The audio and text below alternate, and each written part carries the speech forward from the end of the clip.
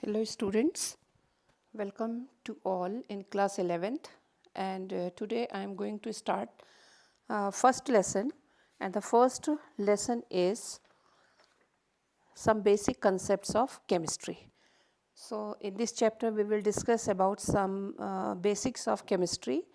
Some of the portion have been deleted from this chapter, and which I have already given you the deleted portion, and now I am going to start this lesson.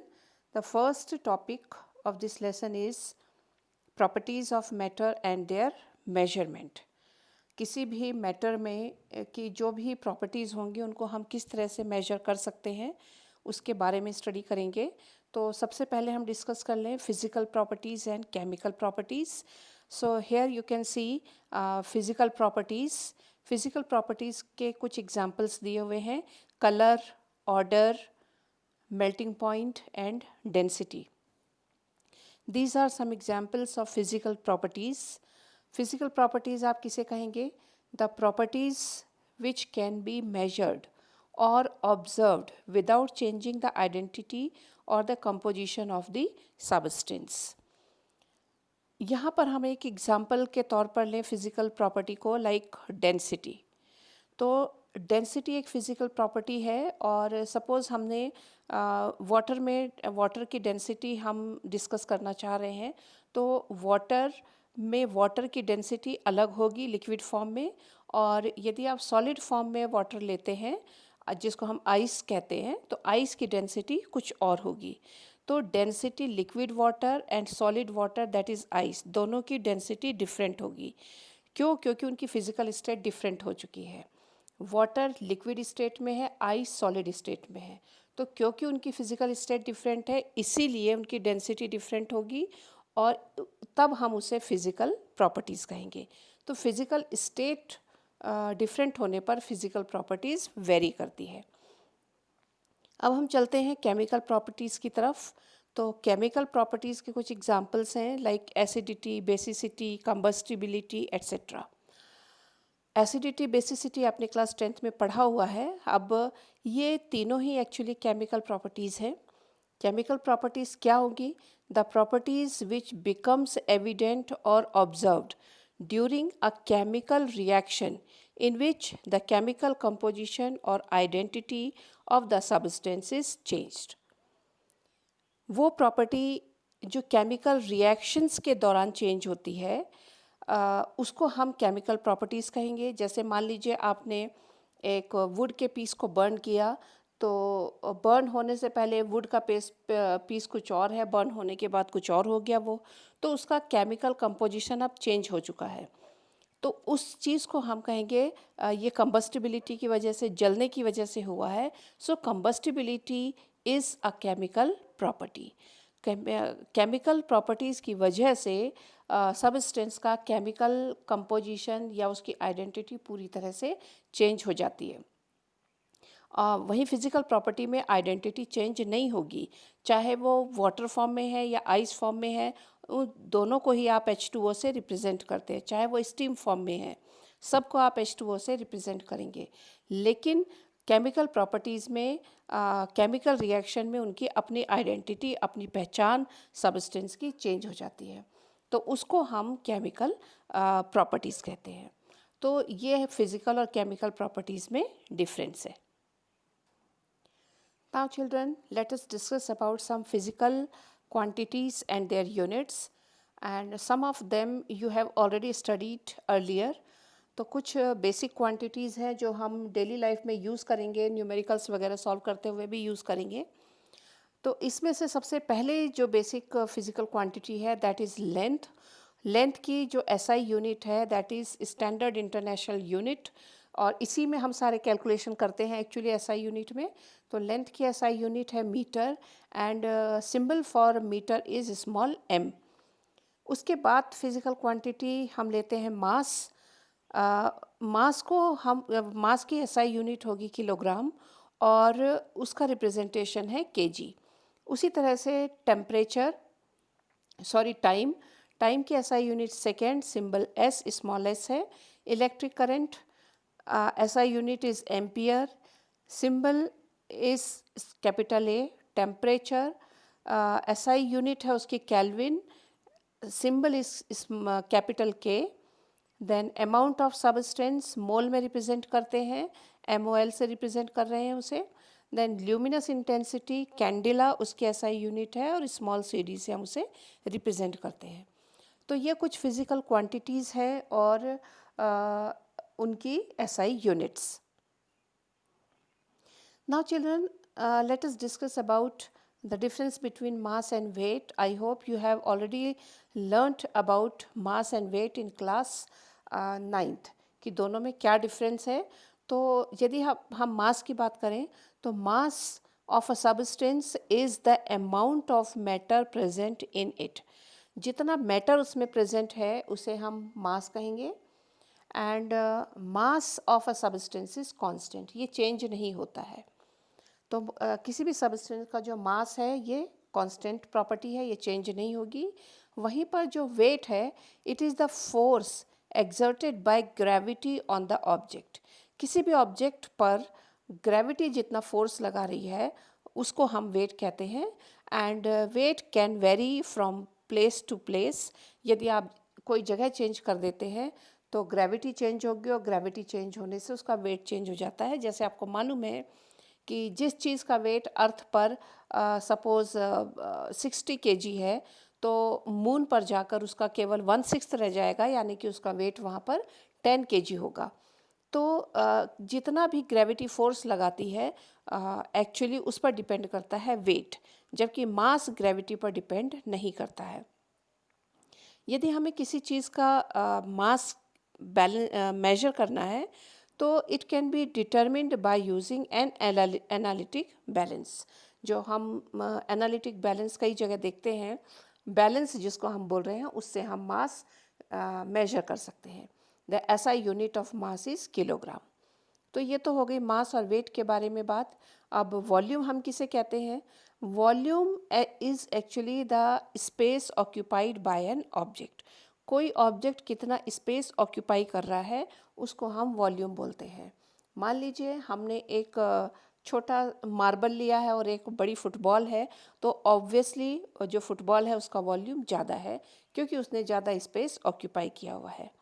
अब यदि आपको volume major करना है तो length into length, that is length cube, और जो SI unit होगी वो मीटर क्यूब, क्योंकि लेंथ की जो SI यूनिट है वो मीटर है, तो वॉल्यूम की मीटर क्यूब हो गई। यदि हमें वॉल्यूम मेजर करना है किसी ऑब्जेक्ट का तो हम ग्रेजुएटेड सिलेंडर का मतलब एक मेजरिंग फ्लास्क या सिलेंडर होता है जिस पर मार्किंग बनी होगी। हम ब्यूरेट से मेजर कर सकते हैं, हम पिपेट से मेजर कर सकते हैं। ये सारे जितने भी इक्विपमेंट्स आपको बताए जा रहे हैं ये सब हम लैब में ज़रूर देखेंगे इन्हें। So volume can be measured by graduated cylinder, burette and pipette.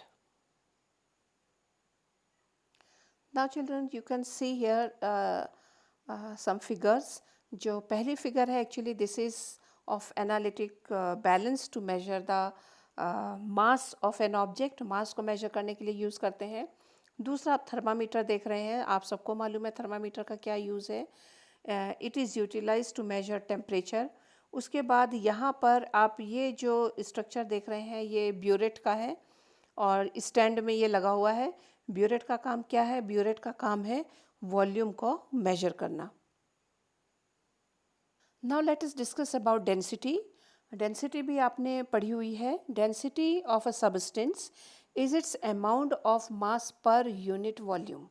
So mass per unit volume, this is known as density. तो डेंसिटी ऑब्वियसली यदि आप मास सिमिलर लेते हैं, सॉरी वॉल्यूम सिमिलर लेते हैं, मान लीजिए क्यूबिक मीटर आपने वॉल्यूम सपोज़ कॉटन का लिया है और आयरन का लिया है, तो ऑब्वियसली आयरन की डेंसिटी ज़्यादा है क्योंकि उतने ही वॉल्यूम में ज़्यादा पार्टिकल्स आयरन के प्रेजेंट हैं। तो क्योंकि उसका मास ज़्यादा है उतने ही वॉल्यूम में, इसीलिए डेंसिटी भी आयरन की ज़्यादा होगी। यदि आपको इसकी SI यूनिट निकालना है तो आप मास की यूनिट रख दीजिए जो कि किलोग्राम है। SI unit of volume is metre cube, so SI unit of density will be kilogram per metre cube. तो ये डेंसिटी डेंसिटी जैसे आप देखें कि आइस की डेंसिटी कम है, वाटर की डेंसिटी ज़्यादा होती है। जनरली सॉलिड की डेंसिटी ज़्यादा होती है, लिक्विड की कम होती है, लेकिन वाटर के केस में ऐसा नहीं है। यदि आप डेंसिटी देखें, कॉटन की कम है, आयरन की ज़्यादा है, और पानी की डेंसिटी कम है, और पानी की डेंसिटी ज़्यादा है, वुड की कम है। So that's why would floats over water. तो ये डेंसिटी का कंसेप्ट हुआ। अब हम देखते हैं टेम्परेचर। आप सबको मालूम है the measure of the hotness और coldness of an object with reference to some standard value that is known as temperature। तो कोई ऑब्जेक्ट कितना हॉट है या कोल्ड है, जब हम इसको मेजर करते हैं किसी रेफरेंस से लेकर, किसी चीज़ से कंपेयर करके, उसको हम टेम्परेचर बोलेंगे। जैसे आइस का टेम्परेचर 0 डिग्री सेल्सियस है, तो जो 0 डिग्री सेल्सियस है वो उसका टेम्परेचर है। हम यदि मान लीजिए एक ल्यूक वार्म वाटर लेते हैं तो उसका टेम्परेचर सपोज 24 डिग्री सेल्सियस है, तो 24 degree is temperature, 0 degree is temperature. और साथ में जो हमने सेल्सियस लगाया है वो यूनिट्स हैं मेजर करने की। जैसे कि हम लेंथ को मेजर करते हैं सेंटीमीटर, मिलीमीटर, मीटर, किलोमीटर, उसी तरह से टेम्परेचर को मेजर करने की अलग अलग यूनिट्स हैं। ये यूनिट्स कौन सी हैं? डिग्री सेल्सियस है, ये फ़ारेनहाइट है, और केल्विन है। ऐसा यूनिट टेम्परेचर की केल्विन है। हम इन यूनिट्स को, एक यूनिट को दूसरे में कन्वर्ट कर सकते हैं। जैसे कि सेल्सियस है, तो सेल्सियस को हम फ़ारेनहीट में कन्वर्ट कर सकते हैं। ये फार्मूला हमारे पास है, degree Fahrenheit is equals to 9/5 into degree Celsius plus 3। मान लीजिए 10 डिग्री सेल्सियस है, तो आप ये डिग्री सेल्सियस की जगह 10 डिग्री रख दीजिए, जो भी टेम्परेचर आएगा वो फ़ारेनहीट में आएगा। उसी तरह से केल्विन को आप सेल्सियस, इस फार्मूला को थोड़ा सा इंटरचेंज कर दीजिए, तो आप फ़ारेनहीट को भी डिग्री सेल्सियस में कन्वर्ट कर सकते हैं। उसके बाद आप दूसरा फार्मूला देखिए, ये आपने क्लास 9th में पढ़ा हुआ है कि आप डिग्री सेल्सियस को फ़ारेनहीट में कैसे कन्वर्ट करें।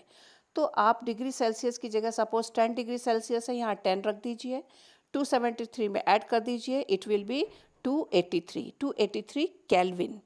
उसी तरह से यदि आप इसको थोड़ा सा और चेंज कर दीजिए, तो degree Celsius will be equals to K minus 273। तो केल्विन में से 273 माइनस कर दीजिए, you will get in degree Celsius. तो थोड़ा सा इन फार्मूला में अप्लाई करके आप तीनों यूनिट्स को इंटरचेंज कर सकते हैं। Now children, let us discuss about prefix used in SI system। हम जो भी यूनिट्स लेंगे वो SI में लेंगे, इंटरनेशनल यूनिट्स हैं सिस्टम की। तो SI यूनिट्स के कुछ प्रीफिक्स होते हैं, इनमें से कुछ आप जानते हैं, जैसे कि सेंटीमीटर, यदि हम मीटर ले रहे हैं तो सेंटीमीटर, मिलीमीटर, इस तरह से। और ये किलोग्राम में भी हो सकता है, और मतलब लेंथ, हाइट, वेट, वॉल्यूम, हर एक में हम यूज़ कर सकते हैं इनको। अब इनके ये एक्चुअली किसके मल्टीपल हैं, यानी कि कितना इन पर पावर होगा, प्रीफिक्स में कौन सा वर्ड यूज़ करेंगे, और इसका सिंबल क्या होगा। तो सबसे पहले आप देखिए 10 टू द पावर 15। यदि किसी यूनिट में 10 टू द पावर 15 आता है तो हम उसे पीटा कहेंगे, एंड कैपिटल पी उसका सिंबल होगा। Then suppose 10 to the power 12 का पावर है, आ रहा है कैलकुलेशन में, तो वो टेरा है, symbol is capital T. If 10 to the power 9 is the power, it is known as giga. आप गीगा बाइट वगैरह पढ़ते हैं, it is giga, capital G. Power is 10 to the power 6, it is mega, capital M.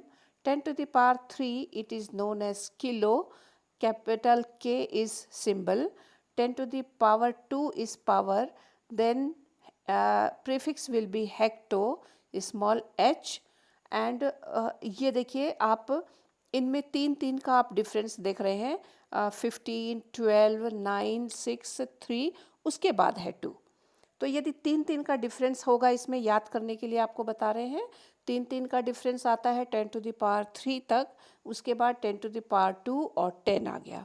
तो जब केवल 10 है उसको हम डेका एंड डी ए से रिप्रेजेंट करते हैं।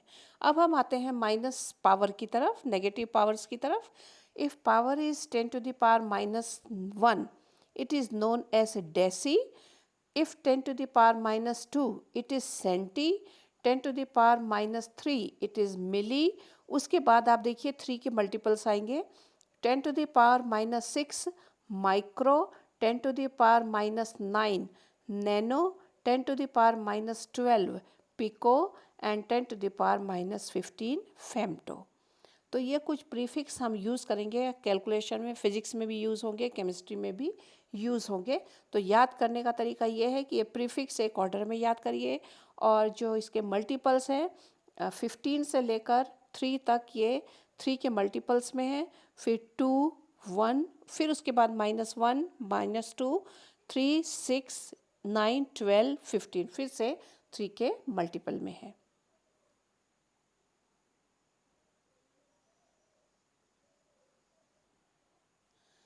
Now students, we will discuss about scientific notations. जब भी फिजिक्स या केमिस्ट्री में हम किसी नंबर को लिखते हैं तो हमेशा उसको साइंटिफिक नोटेशन में लिखा जाएगा। एक्चुअली दोनों ही सब्जेक्ट में जो न्यूमेरिकल वैल्यू सॉल्व करते समय आती है वो बहुत बड़ी बड़ी वैल्यूज़ आती हैं।